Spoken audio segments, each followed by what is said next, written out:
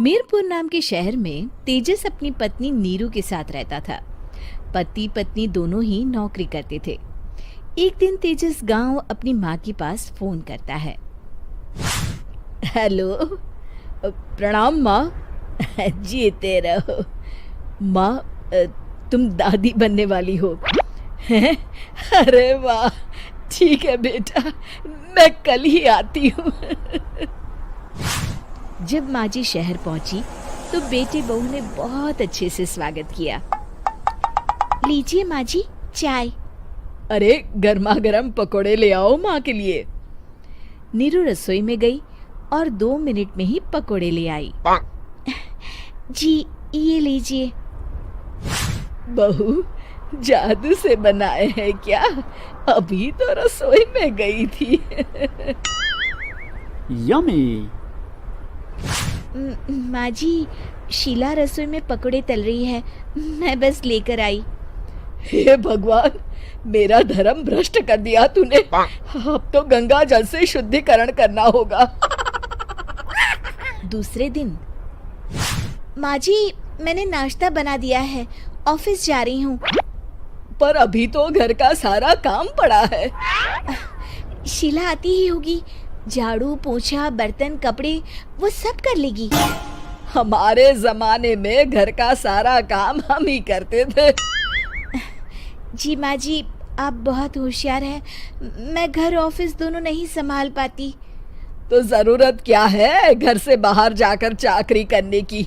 वैसे भी घर का काम खुद करने से घर में बरकत आती है, समझी?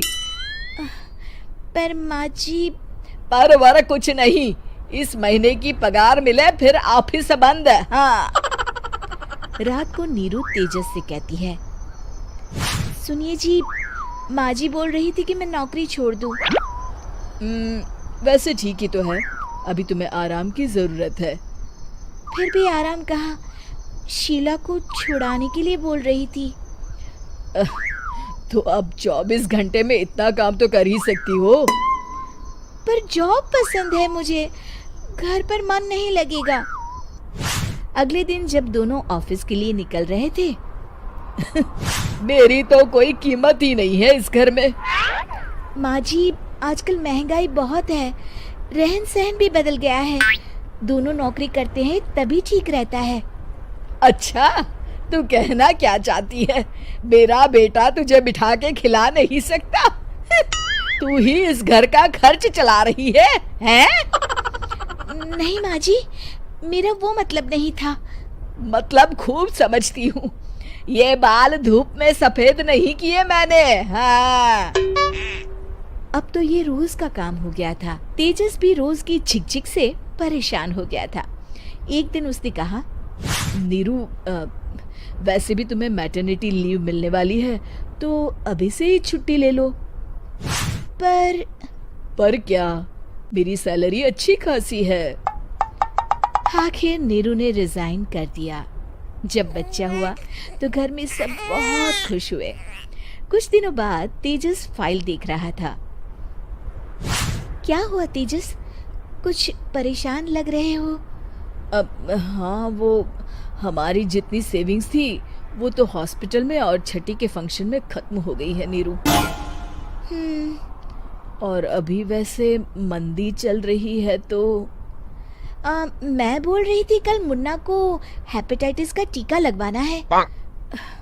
नीरू, क्या पोस्टपोन नहीं कर सकते? नहीं जी, बिल्कुल नहीं। अब तेजस को समझ में आ रहा था कि उससे गलती हुई है। पैसों की कमी का असर घर के माहौल पर भी पड़ रहा था। अगले दिन, बेटा मेरा चश्मा और ये दवाइयाँ ले आना, पर्चा देते हुए माँ जी ने कहा। जी। तेजस, मुन्ना के लिए दूध का डिब्बा और डायपर भी ले आना, और ये किराने के सामान की लिस्ट है, इसे भी लाना है। तेजस गुस्से में लिस्ट मरोड़कर फेंकता है और चिल्लाता है, पैसे क्या पेड़ पर उगते हैं? ये ले आना, वो ले आना। अरे पर ये जरूरत का सामान ही है। वो गुस्से में बिना कुछ कहे ऑफिस चला गया। अरे लंच तो ले जाइए।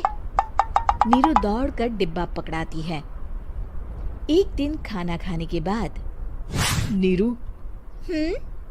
अब तो मुन्ना कुछ बड़ा हो गया, तो अब तुम वापस ज्वाइन कर लो ना जॉब। पर इस रिसेशन में जॉब मिलना बहुत मुश्किल है। ट्राई तो करो। फिर मुन्ना? माँ जी है ना, और एक फुल टाइम मेड भी लगा लेंगे। पर माँ जी, उन्हें तो पसंद नहीं।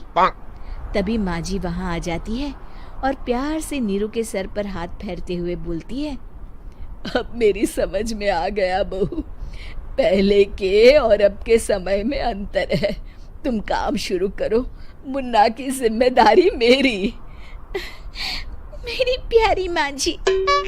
ये कहकर नीरू उनके गले लग गई। शिक्षा, परिवर्तन संसार का नियम है, हमें भी समय के साथ चलना चाहिए। उम्मीद है कि आपको हमारी ये कहानी पसंद आई होगी।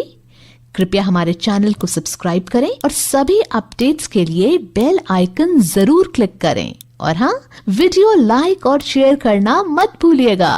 Bye bye.